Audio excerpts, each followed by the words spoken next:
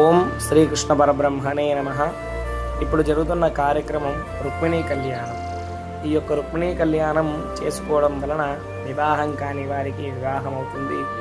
మరియు ఇష్టవధువు కానీ ఇష్టవరుడు కానీ కావాలనుకున్న వాళ్ళు కూడా ఈ యొక్క రుక్మిణీ కళ్యాణం చేసుకోవడం వలన ఆ యొక్క మన సంకల్పం అనేది ఖచ్చితంగా నెరవేరుతుందని మన పురాణాల్లో చెప్పబడింది.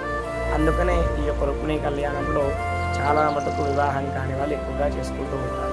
మరియు ఈ యొక్క దంపతులు ఈ యొక్క కళ్యాణం చేయడానికి గల కారణం ఆయురారోగ్యం అష్ట ఐశ్వర్యం కావాలి అని ఈ యొక్క పుణ్య దంపతులు బాచిపల్లి అనే గ్రామములో ఈ యొక్క రుక్మిణీ కళ్యాణం చేయడం జరిగింది.